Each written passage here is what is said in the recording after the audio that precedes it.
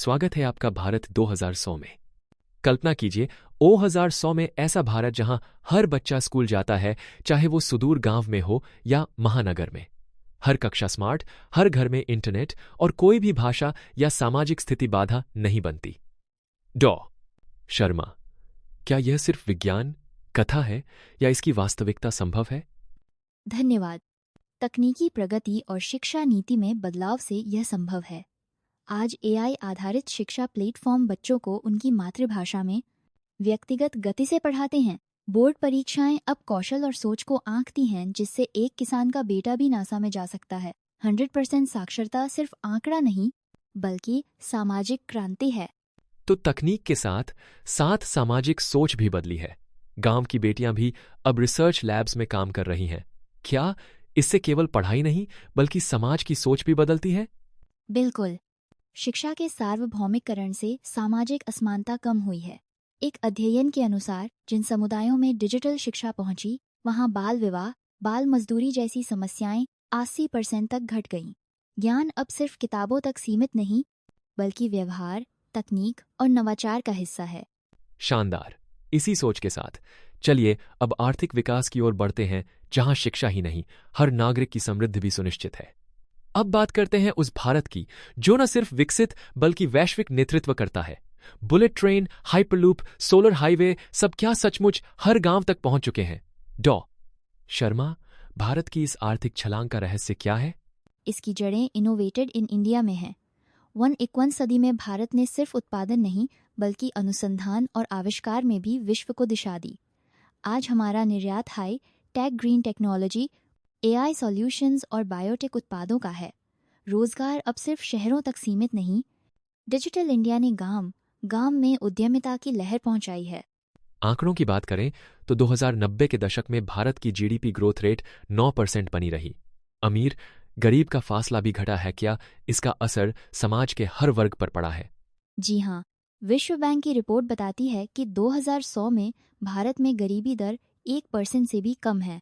अवसरों की समानता के कारण अब एक किसान का बेटा भी स्टार्टअप चला सकता है और एक शहर की लड़की कृषि नवाचार में अग्रणी हो सकती है।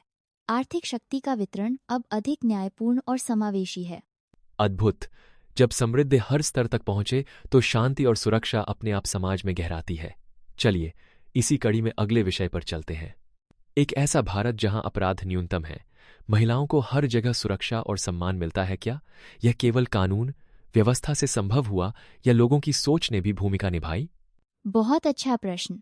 1100 का भारत केवल पुलिस या सुरक्षा बलों पर निर्भर नहीं, बल्कि यहाँ नागरिकों की सोच में बदलाव आया है। नैतिक शिक्षा, मानसिक स्वास्थ्य जागरूकता और लैंगिक समानता पाठ्यक्रमों ने सामाजिक मानसिकता को बदला। अब अपराध रोकने के लिए सामूहिक जिम्मेदारी और तकनीकी निगरानी दोनों का संयोजन है। महिलाओं के लिए रात में भी सुरक्षित माहौल, क्या इसके पीछे कोई खास नीतियां या तकनीकी उपाय लागू किए गए हैं? बिल्कुल। हर शहर में smart CCTV, emergency response system और महिला सुरक्षा ऐप्स आम हैं। लेकिन असली बदलाव सामूहिक चेतना में है। लोग अब हस्तक्षेप और मदद के लिए आगे आते हैं। अहिंसा और सहिष्णुता अब केवल किताबों में नहीं, बल्कि रोजमर्रा के व्यवहार में दिखती है। तो यह स्पष्ट है, सुरक्षा अब केवल कानून का विषय नहीं, बल्कि समाज की सोच का आईना है। अब बात करें पर्यावरण और स्वच्छता पर, जो 2100 के भारत की नई पहचान है। कल्पना कीजिए, गंगा यमुना का जल अब पीने लायक है और प्लास्टिक भारत से पूरी तरह गायब। डॉ. शर्मा, इस बदलाव के पीछे कौन से वैज्ञानिक और सामाजिक कदम मुख्य भूमिका में रहे? सबसे बड़ी भूमिका रही हरित तकनीकों की। Biodegradable plastic, advance water purification system और सौर व पवन ऊर्जा पर आधारित अर्थव्यवस्था ने प्रदूषण को 90% तक घटा दिया है। साथ ही सरकार की सख्त नीतियों और जनभागीदारी ने स्वच्छता को जनांदोलन बना दिया। क्या शहरीकरण के बावजूद हरियाली बढ़ी है? आमतौर पर शहरी विस्तार से पर्यावरण को नुकसान होता है। यहाँ वर्टिकल गार्डनिंग, शहरी कृषि और ग्रीन बिल्डिंग्स ने कमाल किया है। एक रिपोर्ट के मुताबिक 2100 में शहरी हरियाली 35% बढ़ चुकी है। हर घर में सोलर पैनल और कचरे का सही प्रबंधन अब सामान्य जीवन शैली का हिस्सा है। बेहतर पर्यावरण से समाज की सोच भी बदलती है।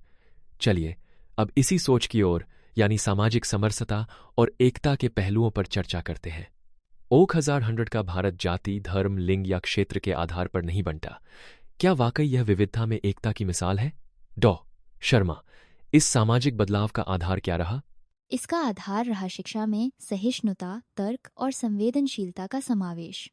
स्कूलों में सांस्कृतिक आदान प्रदान, बहुभाषिक संवाद और सामाजिक विज्ञान की पढ़ाई ने भेदभाव मिटाने में महत्वपूर्ण भूमिका निभाई। नागरिक अब पहचान को विभाजन नहीं बल्कि शक्ति मानते हैं। क्या यह बदलाव केवल शहरी समाज तक सीमित है या गांवों में भी दिखता है? नहीं, यह बदलाव पूरे देश में फैला है। डिजिटल मीडिया, साझा परियोजनाएं और सामुदायिक संवाद ने गांव, शहर, उत्तर, दक्षिण हर क्षेत्र में एकजुटता को मजबूत किया है। अब हर नागरिक को बराबरी का सम्मान व अवसर मिलता है, जो लोकतंत्र की असली आत्मा है। तो निष्कर्ष यही है, ओ 100 का भारत सिर्फ समृद्ध या स्वच्छ नहीं, बल्कि तर्कशील, सहिष्णु और एकजुट समाज की मिसाल है।